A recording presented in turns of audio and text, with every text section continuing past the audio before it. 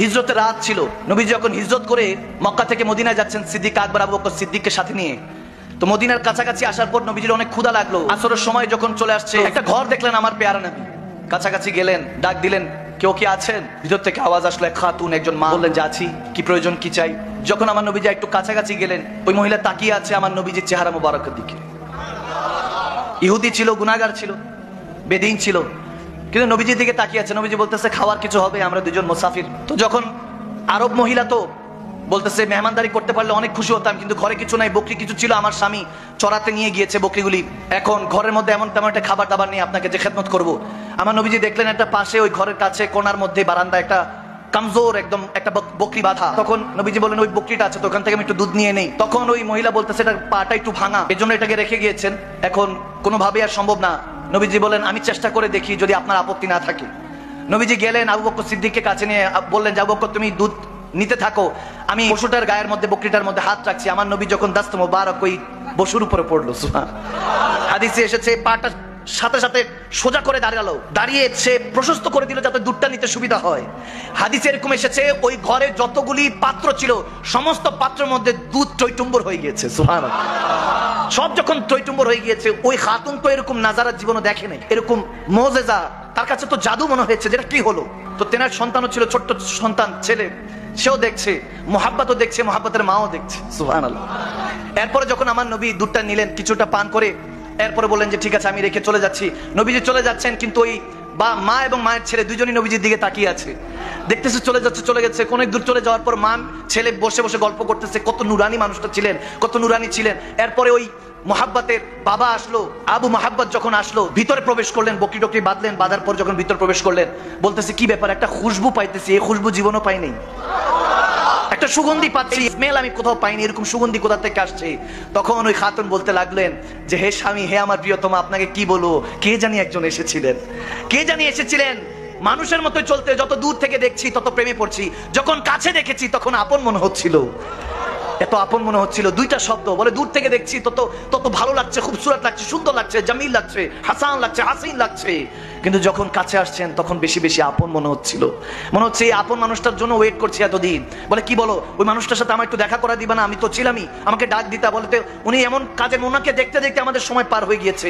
যখন এরকম বলতেছে, কি চেহারার কথা বলবো, কি চোখ মোবারকের কথা বলবো, এরকম বলতে বলতে ছোট্ট বাচ্চাটা বলে উঠলো যে মা একটু ওই বকরির কথা বলবা না, বকরির সাথে কি করেছে। তখন বলে হ্যাঁ হ্যাঁ। তখন ছেলেটাও বলতে শুরু করলো, মাটাও বলতে শুরু করলো যে বাবা জানো বকরিটা না এরকম অসুস্থ ছিল, হাতটা দিল, বকরিটা ভালো হয়ে গেল, দেখো এই যে পুরো ঘরের মধ্যে দুধ পড়ে আছে, দুধের টইটম্বর হয়ে আছে, প্রত্যেকটা পাত্রের মধ্যে দুধ। তখন বলতেছে কি বলো, ওই মানুষটার সাথে একটু দেখা হওয়ার সুযোগ হলো না। যখন এরকম বলছে, উম্মে মোহাব্বত বলছে, ওনার নামই তো জানা হয় নাই। তখন একটা অবস্থায় তারা নিজেরা মিলে নাম দিতে লাগলেন। হাদিসে এসেছে মোবারক, বলে আমাদের ঘরে একজন মোবারক এসেছিলেন। কি এসেছেন? মোবারক এসেছেন। বলে মোবারক এসেছিলেন। মোবারক যখন নাম দিলেন, এখন প্রত্যেক দিন ওই স্বামী এসেই জিজ্ঞাসা করে, আচ্ছা মোবারকের জুলফ কেমন ছিল, বাবরি চুলটা কেমন ছিল, আচ্ছা মোবারকের চোখ মোবারকটা কেমন ছিল, চোখটার দিকে কিভাবে তাকাতেন, আচ্ছা মোবারক কি মুচকি হেসে কথা বলতেন নাকি গম্ভীর ভাবে কথা বলতেন। এরকম প্রত্যেক দিন আলোচনা চলছে।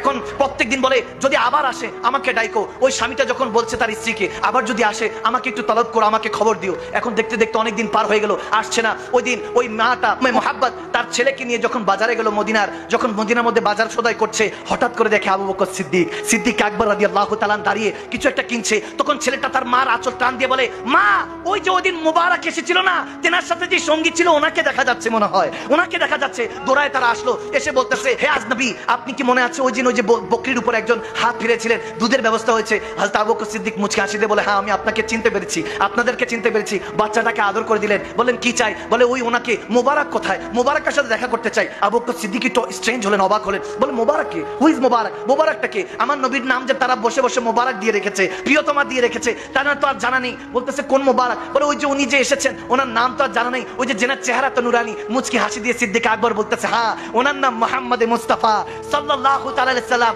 তিনি ইসলামের পয়গম্বর, তিনি আমাদের নেতা, আমাদের পয়গম্বর, আমাদের দয়াল নবী, রাহমাতুল লিল আলামিন নবী, আল্লাহর হাবিব। যখন এই কথা বলছে, বলে আমরা যেতে চাই। দৌড়ায় ছোটবেলায় মা ছেলে সিদ্দিক আকবরের সাথে আমার নবীর কদমে গেল, নবীর কদমে পড়ে তারা কালমা পড়ে মুসলমান হয়ে গেল। যখন মুসলমান হয়ে ঘরে ফিরছে, এখন বাবা আসলো, ওই স্বামীটা আসলো, এসে বলতেছে কি গো তোমার চেহারা দেখে এত নুরানি মনে হচ্ছে কেন? মনে হচ্ছে তিনি কি এসেছেন নাকি? তিনি কি এসেছেন? বলে না না, তিনি আসেন নাই, বরং তেনাকে আমরা পেয়ে গিয়েছি, তেনাকে খুঁজে নিয়েছি। তিনি মদিনারই এক গলিতে থাকেন, অলি গলিতে থাকেন, মোস্তফা নাম, তেনার নাম মোহাম্মদ। বলে কি বলো, আমাদের মোবারকের নাম মোহাম্মদ, নামটাও তো মোবারক, নামটাও তো মোবারক। বলতেছে সেই মোবারক মোহাম্মদের কাছে যেতে চাই। তখন বলতেছে হ্যাঁ চলো চলো। ওই স্বামী তার স্ত্রীকে নিয়ে আবার গেলেন, গিয়ে আমার নবীর কাছে গিয়ে অঝরে চোখের পানি ছেড়ে দিলেন। বললেন ইয়া রাসূলুল্লাহ, ইয়া হাবিবাল্লাহ, আপনি আমাদের ঘরে এসেছিলেন, এরকম কেউ আসে নাই। হাদিসে এসেছে ওই বকরি হযরত ওমরের খলিফার মধ্যে খেলাফতের পর্যন্ত ওই বকরি ছিল। যখন দুর্ভিক্ষ একটা সময় পড়েছিল, যখন কোথাও পানি পাওয়া যাচ্ছিল না, হযরত ওমর বলতেছেন ওই বকরি উম্মে ও মুহাব্বতের ঘর থেকে ওই বকরির দুধ মুসলমানদেরকে সাপ্লাই দেওয়া হয়েছে, মুসলমানদের ব্যবস্থা করা হয়েছে পান করার জন্য। ওই অবস্থা হয়েছে।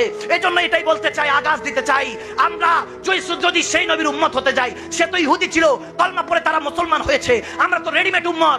আমরা যদি নবীর নামে ফিদা হই, আল্লাহ আপনাকে বান্দা থেকে বন্ধু বানাতে দেরি হবে না।